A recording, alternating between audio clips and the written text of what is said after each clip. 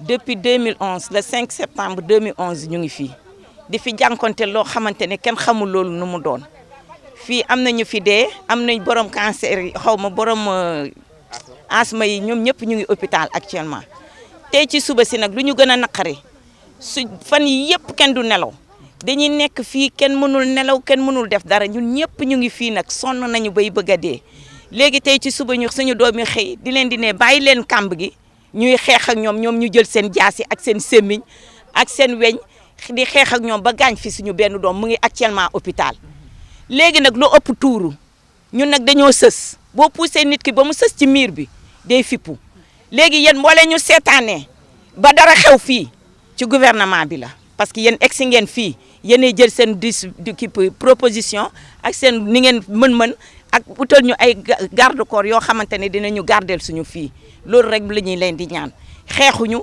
xuloowuñu jàmm la ñu bëgg ngeen jàppale leen ñu sonn nañu kenn nelawul ñëpp feebar nañu fii koo fi xool ñëpp a feebar suñu doom yi feebar nañu bébé bu fi juddu day feebar te waa hôpital régional dañuy indi seen mbalit mi fii xale bu fa juddu wàññeeku fii lañ koy sotti ndax man gis naa sage-femme yu fay liggéey loolu lañ ma wax man lu may wax duma ko sos kon boog yéen naka la ñuy population bu mel nii naka lay nekkee fii ngeen ñuy seetaan nii mel ni ñun bokkuñu Sénégal loolu dafa metti ah jafe-jafe bi wax naa la ko saxaar bi saxaar si ak mbalit bi ak dépôt bi ak agression bi ak sàcc yi lépp a ngi fii ma ne la décharge kii yi sax foos yi fii lañ koy sotti wax leen ndax lii neex na dañu waxante dëgg rek lii rek moo man de rek li fii laa yem daal ngeen dimbali ñu.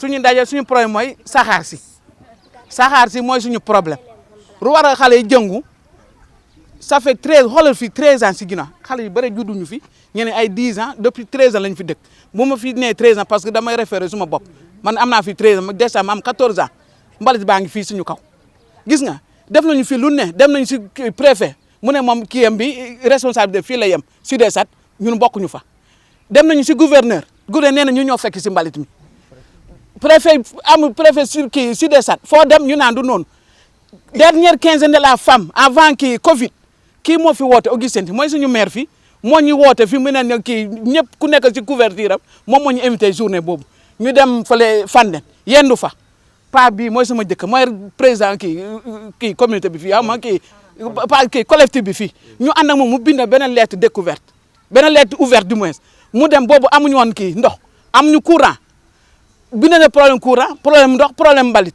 mu jox Augustin lettre bi main en main Augustin nu ne jotu lettre wala liiru ko loolu yëpp lan la pour affaire mbalit bi léegi nag ñii jóg fi ñu ne am nañ fi école bi ñu koy tabax ñun ñii jigéen ñi bale nañ fi jënd nañ fa ay ëkk lu ne def nañ ko fi que 2000 chaque mois 2002 bi ñu tabax fi ba ñaari classe jóg bi ñaari classe yi jógee ci la kii benn kii inspecteur nekk fi mu dem uti ay partenaire allemand ñoo tabax kii école bi dërëm nguur dugg fi pour mu wax dërëm ñun jigéen ñi ak suñu jëkkër yi suñu dërëm moom école bi ñoo koy yëkkati léegi waa école ñu ne terrain bi des na pour caser tout petit ak poste de santé léegi ñoom dem nañ ba ñu am projet bu ñu amee projet lan la ñu war a def dooñu war a avertir ñun ñii fi dëkk defuñu ko moo indi coow li te lu tax mu indi coow bi xale dañuy ne comme que dañu doon xeex mbalit kenn faale woon léegi ñoom ñu jóg tey dem kii Fandène gars yi jox la autorisation de construire te ñoom de xeex nañ fi mbalit lu tax duñu leen jox kii lu tax duñu leen faale si mbalit ñu ne comme que loolu xam nga lu ne am na fu mu kii lu ko war xale ñu ne léegi duñ fi commencé tabax tant que arrêté wuñu mbalit mi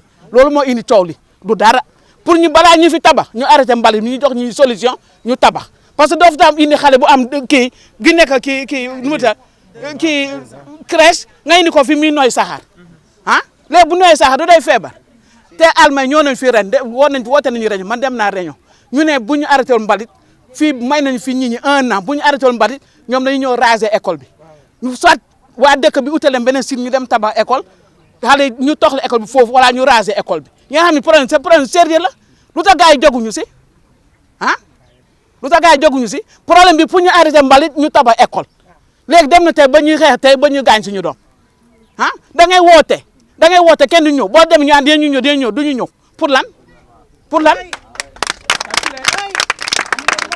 moo tax sànq su ma xool moo tax bi ma ñëw ma ne doo leen ñëw ngeen di def ay tournée te du am aboutissement loolu la ñu bañ dañu sonn policiers ñoo nañ ku nekk ñoo na fi daa ana ñu jógee fële ak kii ministère de l'environnement ñoo nañ fi ana suite bi ana lu ñuy def ah comme femme ni ko ñun bu ñu sësee sës nañu léegi fu mu ne bañ ñu fi tey dara bañ ñu fi dara léegi waaw comme que dañu ba dee rek tuuru bañatuñ fi dara. man maay président collectif Kër Massamba Gueye 1. problème mbalit bi comme ñi njëkk a wax lu ñu doon wax dëgg la c'est des souffrances yu yàgg d'accord on est venu au moment où existait le dépotoir mais de fur et à mesure que les gens habitent c'est des problèmes parce que c'est un lotissement qui a été fait pour que les gens viennent habiter. Alors on doit habiter, il y a le mbalit, le dépotoir, les gens doivent habiter. Et maintenant la population a grandi. Toujours c'est le problème de poubelle, de tal mbalit bi. Saxaar si moo ñu sonal. Et vraiment c'est grave parce que am na ñoo xam ne finalement ils avaient construit ba ñu dëkk, ils étaient obligés de quitter la maison pour aller louer en ville pour quand même être loin de cette situation. am na koo xam ne dafa tabax ba pare ñëw dëkk ak famille am il était de la France, il était France la jóge mais comme il était asthmatique il pouvait pas supporter daf ko doon daaneel chaque fois léegi il est obligé de repartir en France et laisser sa maison ici. Alors tous ces problèmes là proviennent du dépotoir donc moo tax léegi dañuy dox moi depuis que je suis là j'ai fait des démarches effectivement. On a fait une démarche, première démarche, c'était sous-préfet qui est là vers le stade. Il nous a dit que son rayon de commandement ne peut pas dépasser la route. Il y a un point qu'il nous a donné, ça ne peut pas dépasser. Donc nous ne sommes pas concernés. Nous concernons la communauté de Fandène. Donc il faudrait faire des démarches au niveau de Fandène et au niveau de Pout, le sous-préfet de Pout qui commande aussi le secteur. Donc on a fait cette démarche-là, mais toutes ces démarches sont restées vaines. On n'a pas eu de satisfaction jusqu'ici. Alors raison pour laquelle, chaque fois qu'il y a des problèmes à régler, moi je vais au niveau des autorités. J'ai même été avec des jeunes voir le préfet qui nous a rassurés, comme quoi ils sont en train de faire des démarches pour délocaliser le dépotoir. Mais ça sera des démarches administratives. Donc les démarches administratives que nous connaissons sont tellement lentes au point de ne pas permettre aux habitants d'attendre la lenteur. Donc il faudrait qu'il y ait quelquefois des réactions inopinées de la population. Et au début, j'ai oublié, il y a eu un temps que Augustin Tine était venu ici au village de Peul, le village qu'on appelle Peul. Parce que c'est là-bas où il a des électeurs. Il a des électeurs là-bas parce que c'est un village qui a été constitué depuis longtemps. C'est nous qui sommes venus habiter dans ce village. Alors, quand ils sont venus pour une réunion, je ne sais pas, pour trouver des citernes là où mettre de l'eau, je ne sais pas leur mission. Mais on lui a posé la question, comme quoi on a des problèmes avec le dépotoir. Sa réponse était de nous dire, vraiment, le dépotoir, c'est nous qui l'avions trouvé ici. Donc il faut gérer avec. Tu vois? Donc gérer avec, c'est ça le problème. Donc on n'a pas où vraiment nous fier. Et nous avons rencontré même le maire de Thiès. Vraiment, je salue vraiment son engagement. Parce qu'une fois, il nous a dit de venir un vendredi. Après la prière, nous sommes rendus à la mosquée. Il est venu, on a parlé de tout ce que l'on voulait qu'il puisse vraiment intervenir. On lui a parlé du dépotoir. Et même après notre conversation, il est venu même sur le site, sur le dépotoir. Il n'a jamais su que le dépotoir était aussi grand. Alors il nous a dit vraiment il va faire des démarches pour quand même délocaliser le dépotoir. Mais le problème en est qu'il ne faut pas qu'il y ait un problème et aller créer un problème quelque part. Donc il faut négocier administrativement parce que tu ne peux pas aller engager des dépotoirs et sans pourtant concerter les gens qui sont aux environs.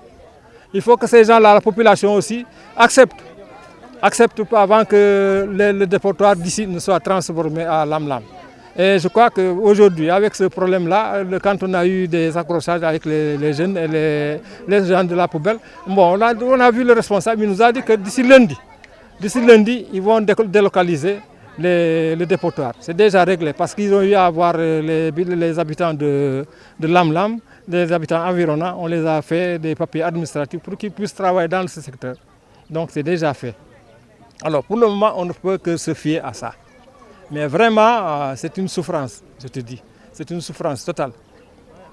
Alors c'est comme ça que les gens vivent ici. Tous les jours, il y a une citerne même qui a été engagée. Mais la citerne, je ne sais pas si elle fait le travail ou pas. Parce que quelquefois, quand il intervient, ça passe. Mais quand elle n'intervient pas, que jusqu'à une superficie soit enflammée, mais c'est foutu. C'est des problèmes. Mais sincèrement, je vous remercie d'être là pour nous secourir et puis porter nos voix au-delà de notre position.